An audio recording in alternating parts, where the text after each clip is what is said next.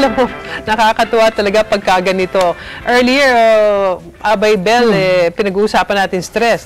Pero pag nandito si Dr. Alan... Nawawala stress natin. Oo, hindi, lagi ito na-stress. Hindi.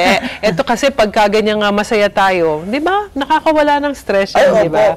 Oo. Pero alam ko, may pinanggagalingan din yung mga panlalabo ng mata. Opo, meron po. Lalong-lalo yung stress, kung i-relate natin. Pag stress tayo, masarap kumain. Ay, gano'n. Di po ba, no? Outlet yan talaga kahit sino eh. Pero yung pagkain na sobra-sobra, it may lead to diabetes. Yes. Opo, lalo na kasi kapag na-stress po tayo, di ba?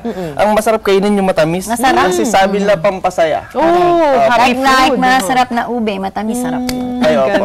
Eh, ano naman, iniisip ko ano bang dahilan at bakit matamis ang pinag-uusapan natin. Eh, ano po kasi, nakakapagbigay daw ng saya. Ayun. Pero for a time. Opo, for Kasi a time. pag too much of anything in... It's bad. Oo.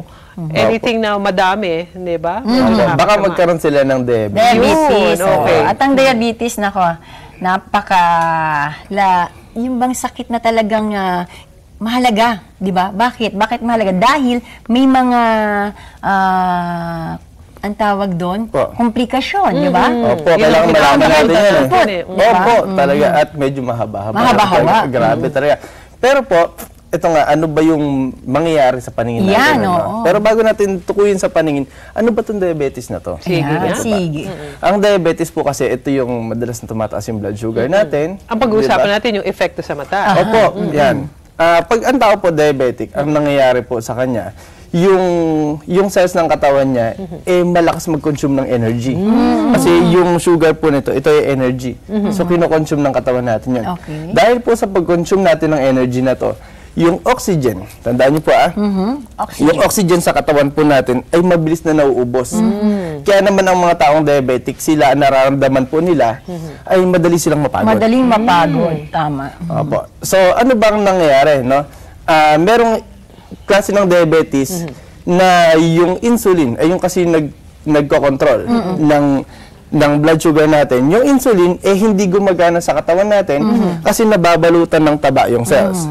So, yung isa naman kulang sa insulin. So, hindi rin naging effective Hindi sa balance. katawan. So, for clarification lang, lahat po tayo may insulin, diba? Opo, meron po tayong insulin. Okay. So, ang mangyayari po, sa katawan po natin, lalong-lalo na sa mata, nakakapagdulot po ito ng panlalabo. Kapag tayo ay diabetic, ang mangyayari po, di ba sabi ko nga kanina, yung oxygen sobrang nakukonsume ng katawan natin. At ang mata po natin ay kailangan ng oxygen. Correct.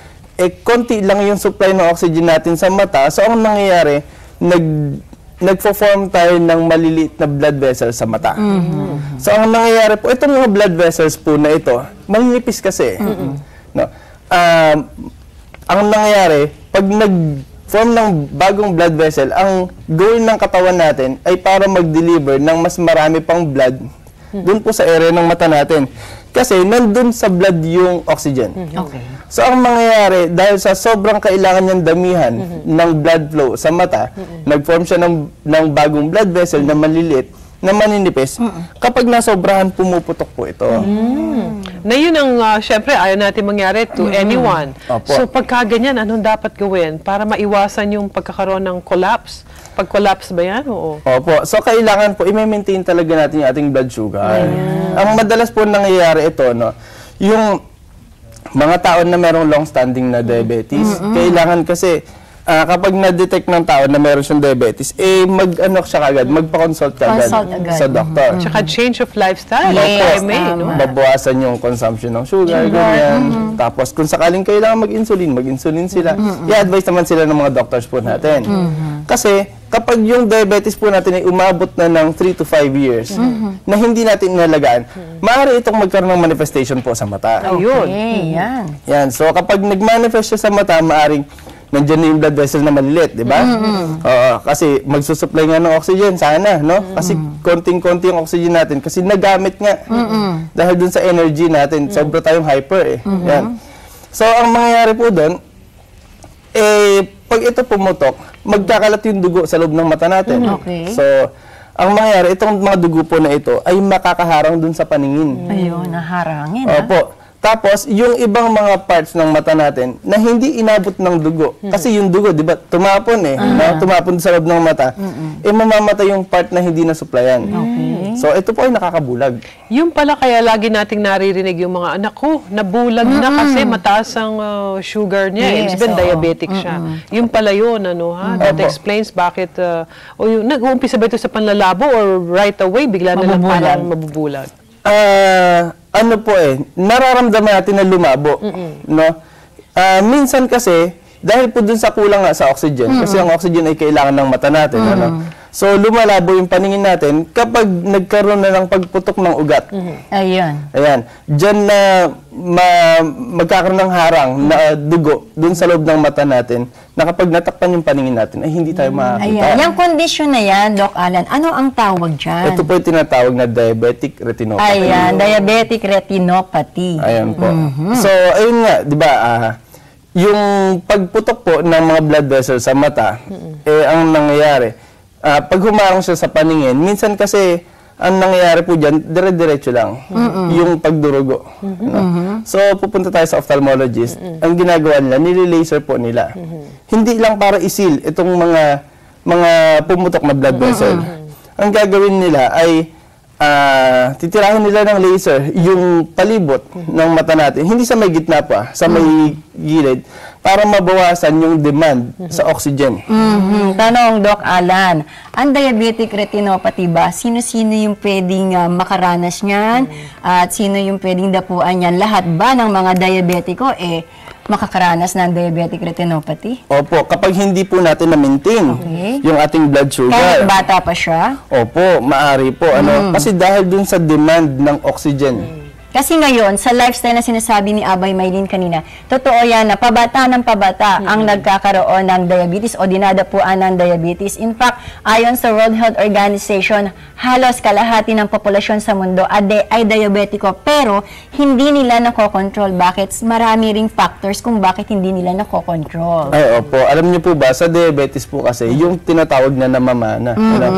Ito yung tipo ng, yung katawan nila ay hindi na capable para mag-produce ng maraming insulin. Correct. Kaya sila nagiging diabetic. Yes. Opo. Yung nagiging anak nila, hindi na rin capable na mag-produce ng insulin para sa sarili niya, nagiging diabetic na siya. Namana na. Opo, namana na. At meron naman tipo na acquired na diabetes. Ang acquired na diabetes ay yung cell natin ay nabalutan ng taba. Kaya yung insulin, hindi siya makapag-penetrate dun sa cell para i-neutralize niya.